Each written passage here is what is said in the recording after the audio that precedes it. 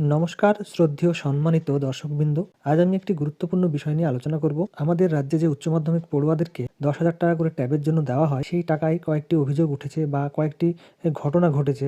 যেমন কয়েকজন ছাত্রের টাকা তাদের ফর্ম ফিলআপের সময় যে অ্যাকাউন্ট নাম্বার দিয়েছিল সেই অ্যাকাউন্ট নম্বরে না ঢুকে সেই টাকা অন্যের অ্যাকাউন্টে ঢুকেছে। এই নিয়েই কিছু তথ্য আমি দিতে চলেছি।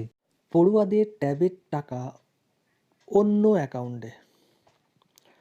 উচ্চ মাধ্যমিক পরীক্ষা শুরু হতে আর 2 মাস বাকি নেই, অথচ বেশ কয়েকটি স্কুলের উচ্চ মাধ্যমিক পরীক্ষার্থীদের অ্যাকাউন্টে এখনও ট্যাব কেনার জন্য 10,000 টাকা ঢোকেনি। অভিযোগ, রাজ্য সরকারের তরুণের স্বপ্ন নামক এই প্রকল্পের টাকা নাকি পড়ুয়াদের অ্যাকাউন্টে না গিয়ে ভুল অ্যাকাউন্টে চলে গিয়েছে। এই কারণে কয়েকটি স্কুল কর্তৃপক্ষ পড়ুয়ার নাম, অ্যাকাউন্টের নম্বর এবং যে অ্যাকাউন্টে টাকা গিয়েছে তার বিবরণ দিয়ে স্থানীয় থানাতেও অভিযোগ দায়ের করেছেন।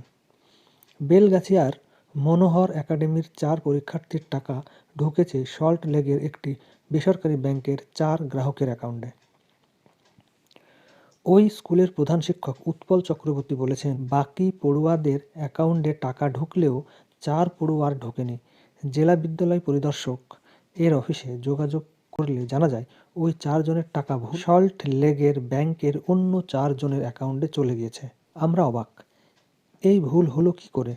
এ বিষয়ে উল্টোডাঙা থানায় লিখিত ডায়েরি করেছি।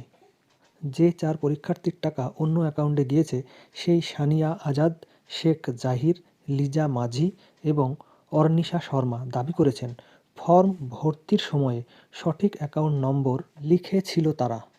সানিয়া বলেছে, পরীক্ষা তো চলেই এলো, বন্ধুরা সব পুজোর আগেই টাকা পেয়ে গিয়েছে, ট্যাবের মাধ্যমে পড়াশোনা করার সুযোগ আর কবে পাবো।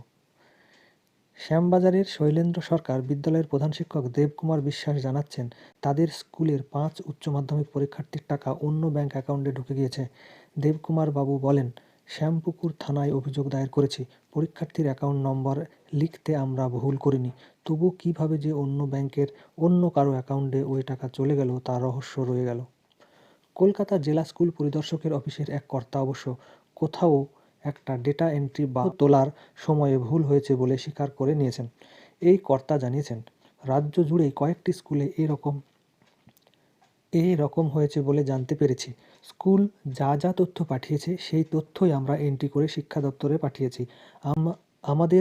আমাদের দপ্তরে কোনো ভুল হওয়ার সম্ভাবনা কম, তবু কী করে এমন ভুল হলো, কোন পর্যায়ে ভুল হলো বা খতিয়ে দেখছি।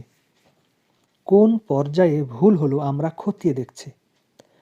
যেসব ব্যাংকে ওই টাকা গিয়েছে সেই সব ব্যাংকে নির্দেশ দিয়েছি ওই টাকা যেন ছাড়া না হয়।